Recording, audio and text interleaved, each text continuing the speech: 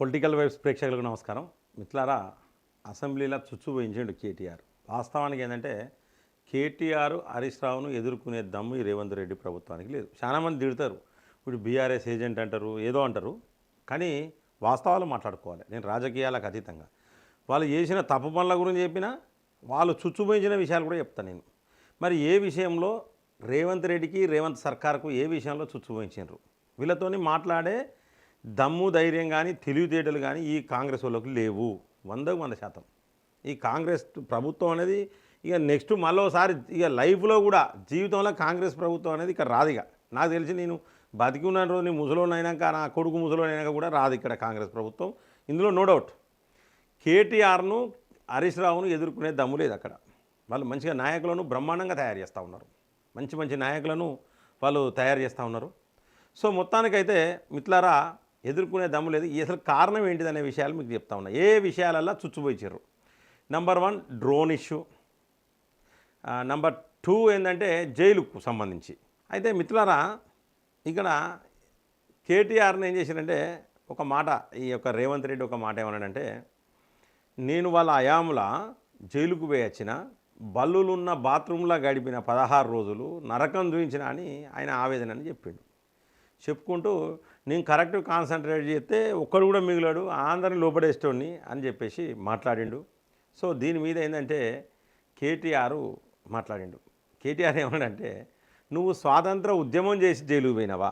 నోట్ల కట్టలతో దొరికి జైల్లో పోయినావు. ఒక డ్రోను, ఒక ప్రైవేట్ ఇంటి పైన డ్రోన్ ఎగరేయడం నేరం, దానికి సంబంధించి నువ్వు జైలుకు పోయినావు. అంతేకాని స్వాతంత్ర ఉద్యమం చేసి నువ్వు జైలుకు పోలేదు. నేను కూడా జైలుకు పోయినా, వరంగల్ జైలుకు పోయినా. ఆ వరంగల్ జైలుకి ఎందుకు పోయినా, తెలంగాణ ఉద్యమం చేసి ఉద్యమంలో భాగంగా పోయినా నేను జైలుకు.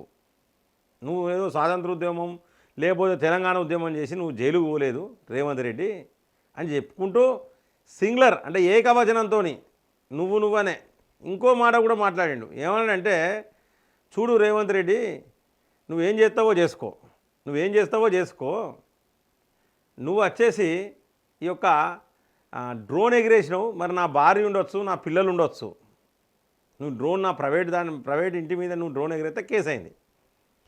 నేను కూడా గట్లనే నీ ఇంటి మీదకి వెళ్ళి డ్రోన్ ఎగిరేస్తే నీ బిడ్డకు, నీ భార్యకు ఉంటుంది, అక్కడ ఉంటుంది, వాళ్ళకేం ఇబ్బంది కాదా? మరి నేను ఎగిరేస్తే కూడా తప్పు ఉండదా? ఎవరికైనా వ్యక్తిగత జీవితాలు ఉంటాయి. నువ్వు గతంలో నాకు అన్ని రంకులు అంటగట్టినావు, మరి నేను కూడా నీకు చాలా రంకులు అంటగట్టగలుగుతా, కానీ నేను వ్యక్తిగతంగా పోను అని చెప్పేసి నిజంగా చెప్తాను కదా, బ్రహ్మాండంగా గట్టిగా నూకిండు. ఇక గట్టిగా నూకిండు.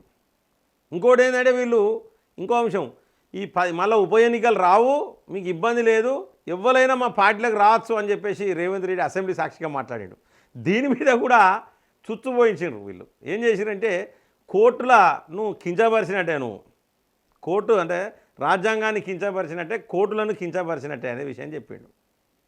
ఎందుకంటే ఈ విధంగా స్టేట్మెంట్లు ఇవ్వద్దు, రేపు పొద్దున కోర్టు సీరియస్ తీసుకుంటుంది.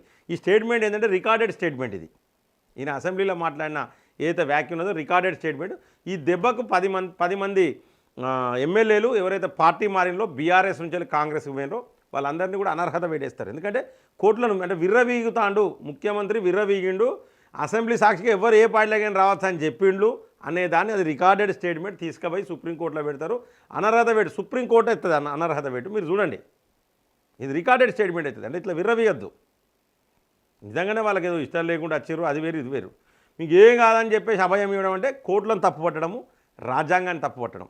ఇక పోతే ఆయన ఏమంటే, నన్ను జైలు వేయించారు వీళ్ళంటే, మేము కాదు నిన్ను జైలు వేయించింది, మేము కేసు పెడితే కోర్టు నిన్ను రిమైండ్ చేసింది. మమ్మల్ని కూడా కోర్టులే రిమైండ్ చేసినాయి. కోర్టుకు తీసుకుపోయి మమ్మల్ని చూపిస్తే వీళ్ళు ఇక్కడ అద్దు వరంగల్ జైలు వేయండి అని చెప్పేసి వరంగల్లో జైల్లో అప్పుడు కోర్టులే మమ్మల్ని వేయించినాయి. అంటే ఏ ప్రభుత్వం కూడా జైల్లో పెట్టించదు, కోర్టులే జైలు వేస్తారు, కోర్టులే సుపీరియర్ అనే అంశాన్ని క్లియర్గా కేటీఆర్ మాట్లాడాడు. అంటే మీకు దీన్ని బట్టి మీకు అర్థమైంది, రేవంత్ రెడ్డి లేవనెత్తేటి ప్రశ్నలు కానీ రేవంత్ రెడ్డి మాట్లాడేటి కానీ అసలు అర్థం ఉండలేవు. అసలు అక్కర్రాని ముచ్చట్లు మాట్లాడుతూ ఉన్నాడు, అక్కర్రానియే. కాబట్టి రేవంత్ సర్కార్ అంటే నేను రేవంత్ సర్కార్ అని ఎందుకంటే మిత్రులారా అంటే, రేవంత్ రెడ్డే తెచ్చిండు ఆ గవర్నమెంటు, రేవంత్ రెడ్డితోనే ఆ గవర్నమెంట్ పోతుంది. మంచైనా చెడైనా that credit goes to Revanth Reddy. కాబట్టి రేవంత్ సర్కార్ అనే అంట. అక్కడ మోడీ సర్కార్ అనే అంట. మోడీ పేరు మీదనే చాలా సీట్లు గెలుస్తూ ఉన్నాయి మోడీ పేరు మీద. కాబట్టి తప్పు చేస్తే కూడా మోడీకే వస్తుంది. కాబట్టి మనం ఎవరైనా తప్పు చేయకూడదు. భారతీయ జనతా పార్టీ కార్యకర్తలందరికీ చెప్తా ఉన్నాను. మిత్రులారా, ఈ యొక్క ఇక ఇది కేటీఆర్ అంశం. హరీష్ రావును కూడా ఎదుర్కొనే పరిస్థితి లేదు అక్కడ. ఇంకా ఈ పోటుగాడు ఏం చెప్తాడంటే కేసీఆర్ రావాలంటాను. ఒక్కసారి మీరు కామెంట్ చేయండి. కేసీఆర్ను తట్టుకునే శక్తి సామర్థ్యాలు రేవంత్ సర్కార్కు ఉన్నాయా అసెంబ్లీలో? ఇప్పుడు ఎలకతుర్తిలో బహిరంగ సభ పెడతాడు. ఇక చూడండి జనాలు ఎట్లా పోతారో చూడండి. ఇప్పుడు ఒక టాక్ వచ్చింది మిత్రులారా, మనం రాజకీయాలు ఖచ్చితంగా మాట్లాడుకోవాలి.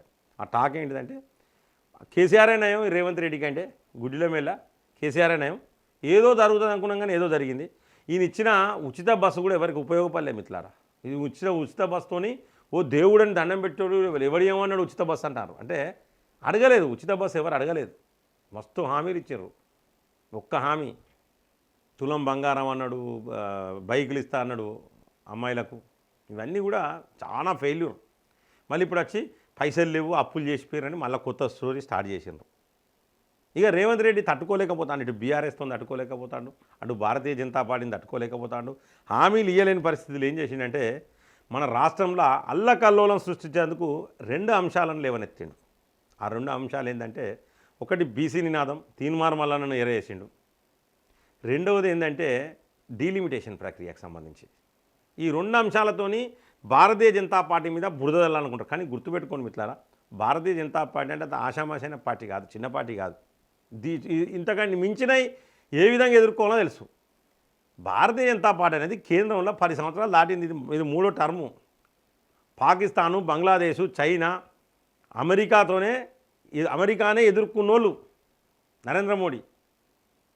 ఈ బాతుబచ్చాలకు భయపడే పరిస్థితి ఉంటుందా? దీన్ని సింపుల్గా కడిగేస్తారు రేపో మాపో సింపుల్గా. ఎందుకంటే ఇవి ఈ 2 నినాదాలు అంటే బీసీలను రెచ్చగొట్టే వ్యాఖ్యలు, అలాగే డీలిమిటేషన్ మాకు అన్యాయం జరుగుతుంది, నేను కూడా ఇక్కడ మీటింగ్ పెడతా తెలంగాణలో అని చెప్పేసి సౌత్ ఇండియాలో చెప్పుకుంటూ వచ్చిండు. దీనికి సంబంధించి కూడా ధర్మపురి అరవింద్ గారు ఇజ్జత్ తీసిండు. ఏం తీసిండంటే అందరూ ట్రాన్స్లేటర్ వాడు తమిళంలో మాట్లాడుతుంటే స్టాలిన్ గారు అందరూ ట్రాన్స్లేటర్లు చెవులో పెట్టుకున్నారంట. అంటే ట్రాన్స్లేట్ అయితే అంటది ఎవరి లాంగ్వేజ్కి మనకి ట్రాన్స్లేట్ అయితే అంటది. ఈయన మాట్లాడతారు. ఈయన పెట్టుకోలే, ఈయనకు తమిళ్ రాదు, హిందీ రాదు, ఇంగ్లీష్ రాదు. ఈయన పెట్టుకొని ఆఫీసర్లు చెప్తాడు కూడా పెట్టుకుంటలేడు. అంటే ఒక కాన్సన్ట్రేట్ చేయలేకపోతాడు ఆ డీలిమిటేషన్ అనే అంశం మీద. స్టాలిన్ చెప్పే విషయాలు అసలు ఏంటి అనేది కూడా తెలుసుకోలేకపోతాడు. దీన్ని ఏ విధంగా తప్పుపట్టిందంటే ధర్మపురి అరవింద్ మంచో చెడో వాళ్ళు ఏంటంటే ఇండియా కూడా వీళ్ళు ఉన్నారు కాబట్టి మేమంతా ఒక్కటే, వాడు ఏం చెప్పినా మేము తలుపుతా అయిపోయా, మేము చెప్పేది చెప్తా అయిపోయా అనే ఉద్దేశంతో ఉన్నాడు తప్పితే ఒక సీరియస్నెస్ అనేది లేదు రేవంత్ రెడ్డికి. ఒక సబ్జెక్ట్ ఇందమనే ఆలోచన లేదు అని క్లియర్గా ధర్మపురి అరవింద్ గారు మాట్లాడిండు. అది ఆ క్లిప్పు చాలా వైరల్ అయింది మిత్రులారా. ఆ క్లిప్పు మీకు ఇంటర్నెట్లో దొరుకుతుంది. చాలా అంటే చాలా వైరల్ అయింది. సో మిత్రులారా, నేను ఎందుకు చెప్తున్నా అంటే ఇక బీఆర్ఎస్ అనేది స్ట్రాంగ్ కాబోతుంది. అందులో నో డౌట్ బీఆర్ఎస్ స్ట్రాంగ్ కాబోతుంది. మరి బీఆర్ఎస్కు చెక్కు పెట్టాలంటే భారతీయ జనతా పార్టీ చెక్కు పెట్టాలి. మరి భారతీయ జనతా పార్టీ బీఆర్ఎస్కు చెక్కు పెట్టుద్దా, చెక్కు పెట్టదా, చెక్కు పెట్టాలంటే ఏం చేయాలి అనే వివరాలు మీరు ఖచ్చితంగా కామెంట్ బాక్స్లో రాయండి మిత్రులారా. జై హింద్, జై భారత్.